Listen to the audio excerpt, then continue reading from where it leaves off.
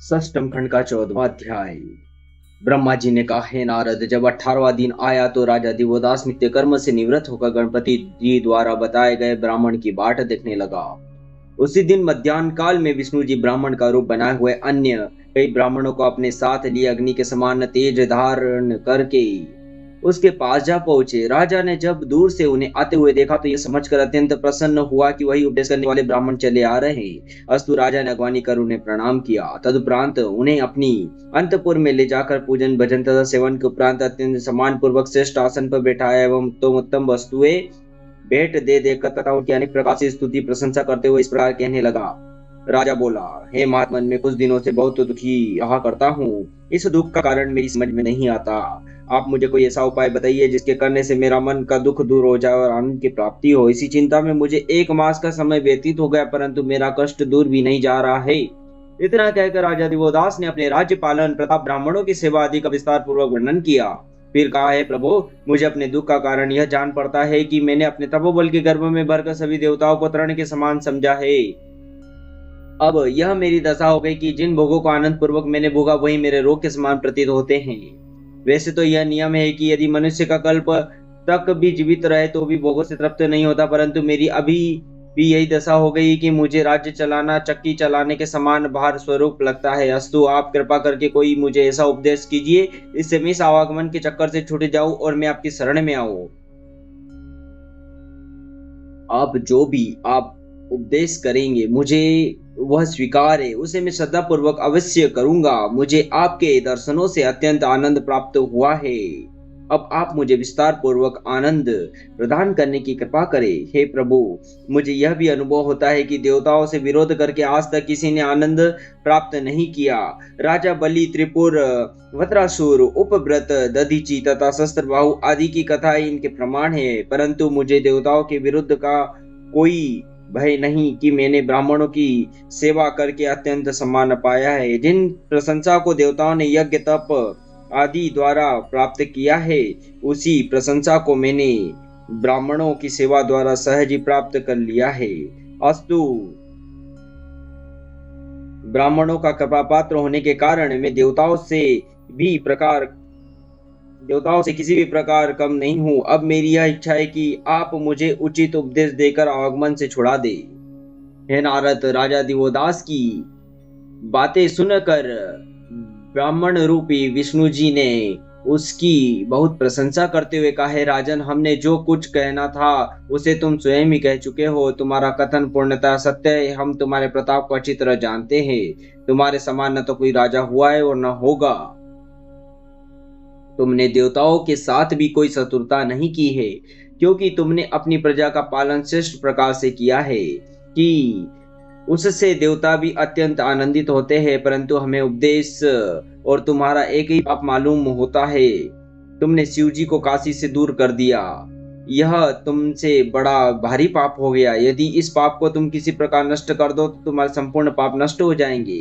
इसका केवल एक ही उपाय है कि वह हम तुम्हें बताते हैं। वेद का कथन है कि जो मनुष्य शिवलिंग की स्थापना करता है उसके संपूर्ण पाप नष्ट हो जाते हैं। मनुष्य के शरीर में जितने रोम हैं उतने पाप एक शिवलिंग की स्थापना करने से नष्ट हो जाते हैं।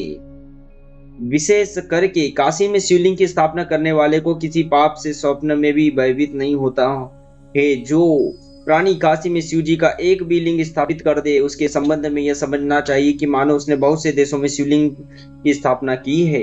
इसलिए तुम्हें यह उचित है कि तुम भी काशी में शिवलिंग की स्थापना करो। इससे तीनों लोकों में तुम्हारा यश फैलेगा और अपने संपूर्ण मनोरथों को प्राप्त करोगे। हे नारद, इतना कहकर विष्णु जी कुछ देर के लिए चुप हो गए। फिर कुछ मंत्रों का पाठ करके राजा के शरीर को अपने हाथ से स्पर्श करते हुए इस प्रकार बोले, हे राजन, हमने ज्ञान दृष्टि से जो कुछ देखा अब उसे तुम्हें मैं बताता हूँ। तुम अत्यंत ज्ञानी तथा सर्वगुण संपन्न हो। जिस मनुष्य का धन अथवा देश प्राप्त करने की इच्छा हो उसे प्रातः काल प्रतिदिन तुम्हारा नाम लेना चाहिए। तुम्हारे पास आकर हमें भी बहुत आनंद प्राप्त होता है। इतना कहकर ब्राह्मण वेशधारी विष्णु जी बारंबार हंसने तथा मस्तक हिलाने लगे। तदुपरांत मन ही मन गुनगुनाते हुए बोले, इस राजा के बड़े भाग्य है यह अब निश्चय ही मोक्ष को प्राप्त करेगा, क्योंकि ब्रह्मा, इंद्र, विष्णु आदि देवता और ऋषि मुनि जिन शिव जी का हर समय ध्यान करते हैं, वे शिव जी स्वयं प्रतिदिन इस राजा का स्मरण करते हैं। तीनों लोकों में इनके समान भाग्यशाली अन्य कोई नहीं है नारद। इस प्रकार मन ही मन गुनगुनाने के पश्चात विष्णु जी ने राजा से फिर कहा, हे राजा, तुम्हारी इच्छा पूर्ण होगी। तुम इस शरीर से परम पद को प्राप्त करोगी। जिस समय तुम शिव जी का लिंग स्थापित करोगे, उस समय तुम आवागमन के बंधन से मुक्त हो जाओगी। आज के 7वें दिन शिव जी के गण तुम्हें लेने के लिए आवेंगे। तुम भले ही इस लाभ को किसी अन्य पुण्य का फल समझो, परंतु हम तो इसे काशी सेवन का ही महात्म्य समझते हैं। काशी में निवास करने के कारण ही तुमने इस उच्च पद को प्राप्त किया। तुम्हारे दर्शन का बड़ा फल है। इनकी बात सुनकर राजा दिवोदास अत्यंत प्रसन्न हुआ और हाथ जोड़कर कहने लगा, हे प्रभु, आप मुझे भवसागर से पार उतार दिया है। अब यदि मैं आपको कुछ भेंट करूं तो वह सब इस प्रकार और इस उपकार को देखते हुए अत्यंत तुच्छ होगा। राजा के ऐसे वचन सुनकर विष्णु जी ने उसे आशीर्वाद देने के उपरांत विदा हो गए और अपने काशी के स्थान में स्थित हुए। तदुपरांत उन्होंने गरुड़ को शिवजी के समीप भेजा और उनके आवागमन की प्रतीक्षा करने लगे। फिर अग्नि बिंदु ब्राह्मण पर कृपा करके उन्होंने उस देश का राज्य उसे दे दिया और स्वयं पंचनद के ऊपर बैठकर प्रेम पूर्वक शिवजी का ध्यान करने लगे।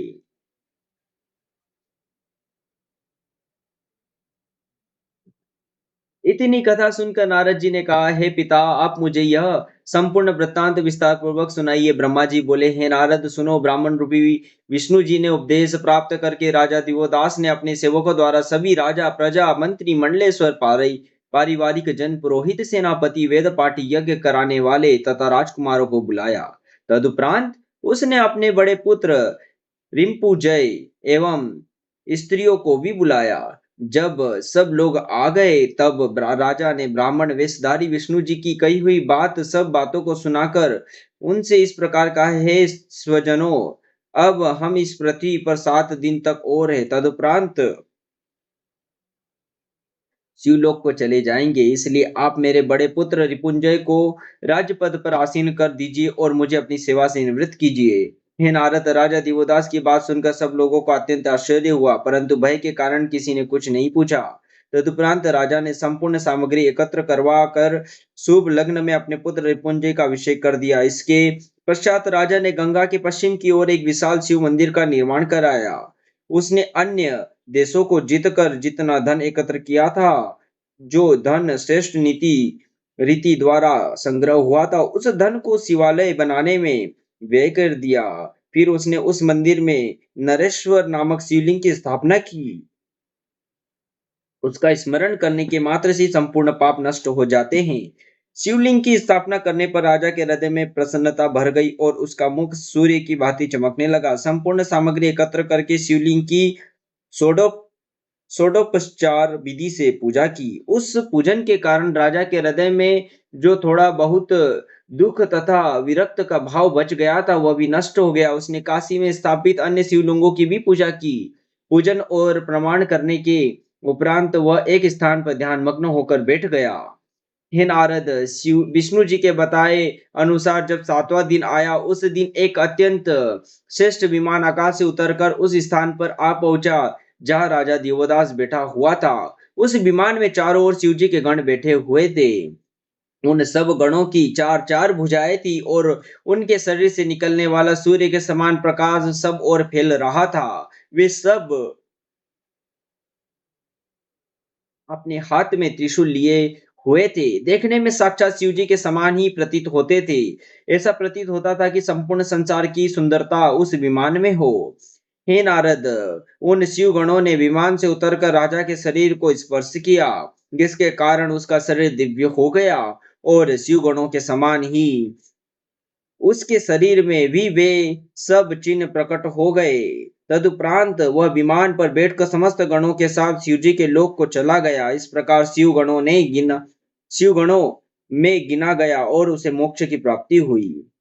जिस स्थान से शिव जी के गण राजा को विमान में बैठाकर शिवलोक ले गए थे। वह स्थान भूपश्री के नाम से संसार में प्रसिद्ध हुआ। जिस लिंग की राजा देवदास ने स्थापना करी वह दिवोदासेश्वर के नाम से भी प्रसिद्ध है। उस शिवलिंग की पूजा करने से आवागमन का भय नष्ट हो जाता है और तथा मनुष्य को अपनी संपूर्ण मनोकामनाएं प्राप्त होती है। हे नारद, जो कोई